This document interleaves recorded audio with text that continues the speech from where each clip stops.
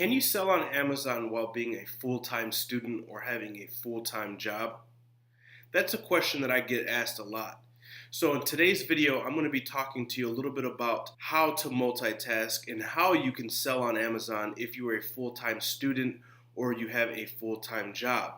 There's one secret to being able to do so, and really this one secret works with any type of business. Maybe you are a full-time student or you have a full-time job and you want to become an entrepreneur, but you don't know how to make it work. So stay tuned, and I'm going to give you 5 tips as well as the one secret to how to do so. So stay tuned.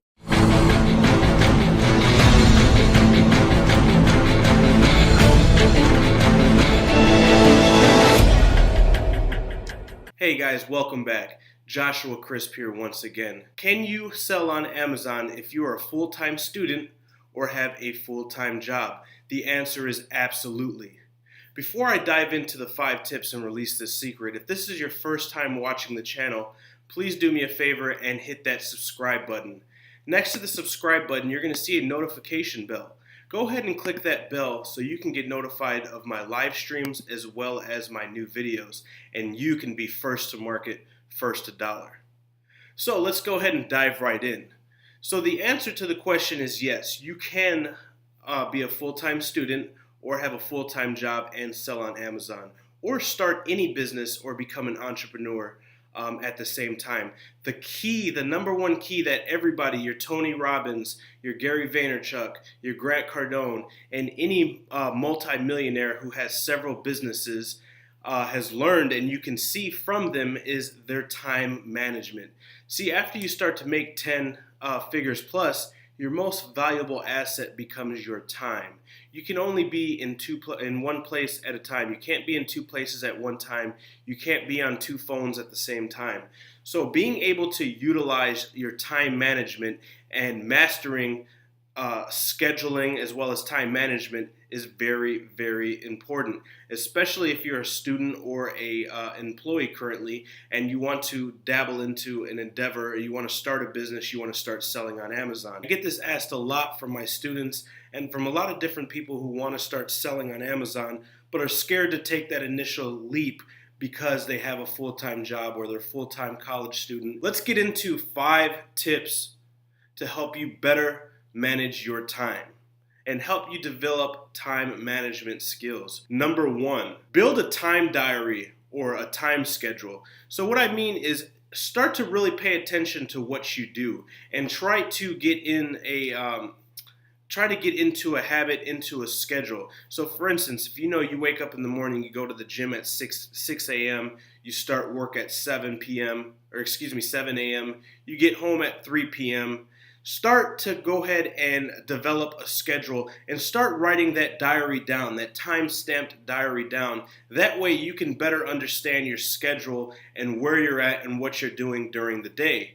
All right. In order to start selling on Amazon, if you are an absolute beginner and you don't even know what acronyms like FBA or ACOS are, or RA, RO, PL, if you don't even know what these acronyms are and you're a beginner, don't become frustrated or overwhelmed.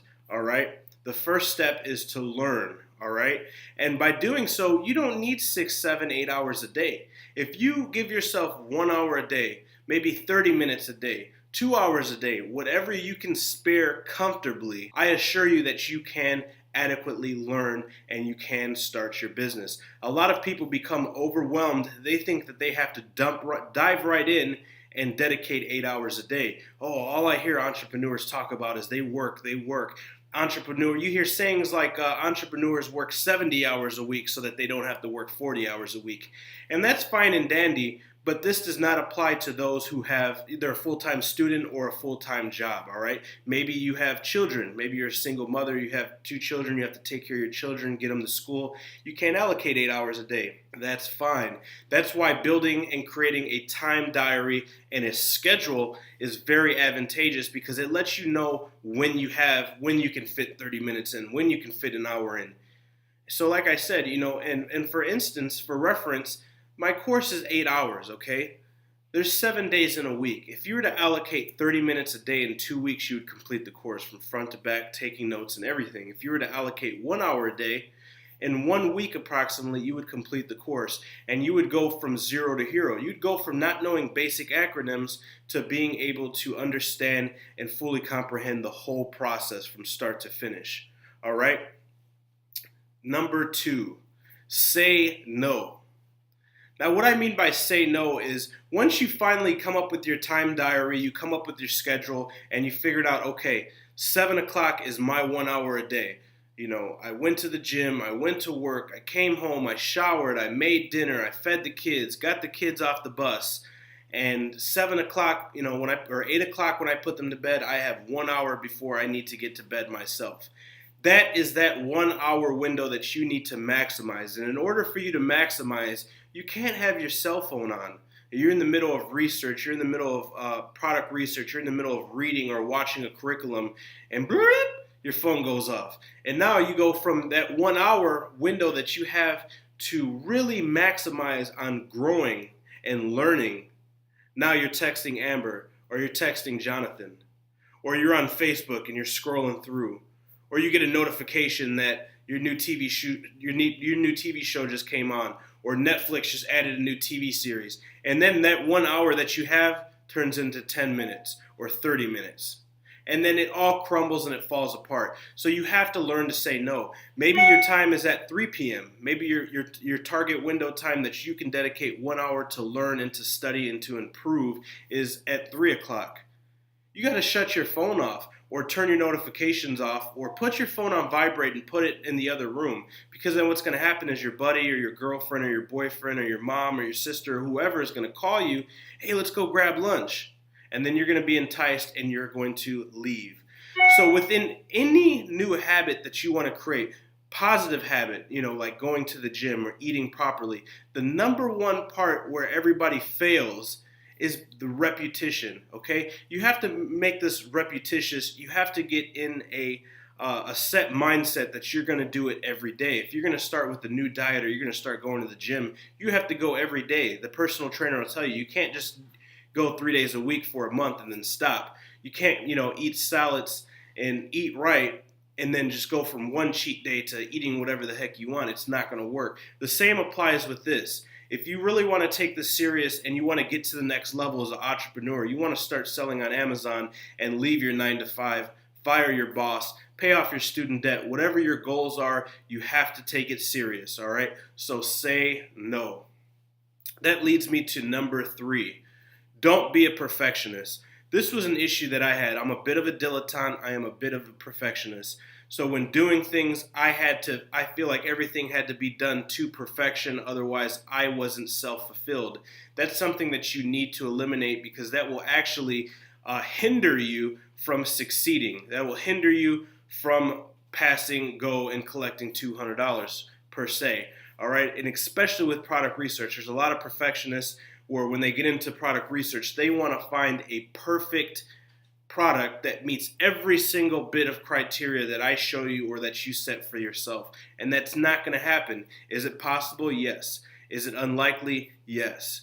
You have to be able to go ahead and break that chain of perfection that will set you back. And that comes with setting goals, that comes with learning, that comes with becoming an entrepreneur, with everything. Now, am I saying do stuff half-assed and, take your goals and your inspirations away? No, I'm not saying that at all. What I'm saying is give yourself realistic, mindset. Give yourself a realistic mindset and try to eliminate that perfection chain that's going to go ahead and set you back. All right. And everybody has it. Maybe not everybody has it. I know that was one of my major issues when I was starting out. All right. That takes me into number 4, milestones and goals. Now, if you follow me, you're one of my followers, maybe you follow me on Instagram or on YouTube, and you've seen one of my live streams or one of my videos, I'm always talking about milestones and goals and how they are different. If you don't know the difference between a milestone and a goal, this is going to be very, very effective for you, all right? So, what is a goal? Everybody knows what a goal is, all right? But what is a milestone? A milestone is a baby goal. And really quick to give you something visual so you can really resonate with this, because this is super important. I teach on this a lot because it's helped save my life and helped change my life. Like I said, I was a perfectionist. When people set goals, they set big goals that are hard to achieve. And when you don't achieve these goals, it can really, really, really pull you away from success and pull you towards failure, all right? Everybody needs baby success. When you're starting out, you need baby success. Maybe you're starting a new sport. Maybe you're learning how to play basketball. If you keep airballing, if you keep going for threes and you've never shot before, you keep going for threes and you keep airballing, guess what? That's going to kill your motivation. That's going to kill your drive. But if you go a little bit shorter and you start practicing layups, or in between the three closer, and you get a couple swishes, that's going to build confidence. That's going to build motivation, Michael Jordan's one of the best basketball players in the world, in the universe, of all time. He used to shoot 1,000 three-pointers every single day. He was never good as a kid, but he practiced 7 days a week, hours every single day. You have to build up momentum. You have to have baby successes that help build your momentum, help build your motivation, and you do this with milestones. So if you're a student or you're an employee, you have a full-time job, and your goal is to sell on Amazon, make $3,500 a month so you can quit your job and spend more time with your kids, your family, travel, whatever your goal is, don't just set that goal. Quit my job, find a profitable product, and kill it on Amazon. Set little baby milestones, all right? Milestone number 1, set up a diary, a time schedule. Understand what you do daily and when you have time to allocate to a business, all right? Maybe milestone number 2, get Jungle Scout. Get Jungle Scout. Milestone number 3, maybe get the course, watch the course. Milestone number 4, begin product research. Milestone number 5, find your first product. Milestone number 6, start to contact suppliers, find suppliers, get samples. You see where I'm going with this? It's a bunch of realistic baby step goals that you can easily be achieved. They can easily be achieved. And what happens is when you write these down, maybe it's on an Excel sheet, maybe it's on a piece of paper, maybe wherever it is, and you write this down and you put a little box to it and you start to check off these milestones, you're visually seeing progress. And when you visually see progress, something is going to tick off in your mindset, all right? And you're going to see, okay, I'm working towards my end goal, which is what? To quit my job and make $3,500 a month, or to supplement my income by making an extra $2,500 a month, or whatever your end goal is. But by setting up baby goals or milestones, what you're doing is you're building momentum, you're building confidence, you're building drive. This is all essential in the beginning because you're not going to see results that you want right off the bat. A lot of these gurus preach this beautiful life, and they put cataracts over prospects' eyes by showing them fancy materialistic items like cars, houses, money, all this stuff. And what happens is these prospects, buy the curriculum or try to mimic this, and they fail. And what does that do? It stops the momentum like a freight car hitting a brick wall. All right? You have to understand that these people, this success did not happen overnight. My success did not happen overnight. I did not go from making $7 an hour, $13,000 a year, $14,000 a year, living in poverty, struggling, all right, volunteering for extra food, to making $4 million a year. It did not happen. I'm going to be 100% transparent with you, and you need to understand and resonate with this. There was 36 to 40 months of hard work, of devotion, of really changing my mindset, creating goals, and etc. It does not happen overnight. And once you understand this and you take all these steps and you start to apply it, it's really going to change your life. So milestones, set baby milestones down, set goals.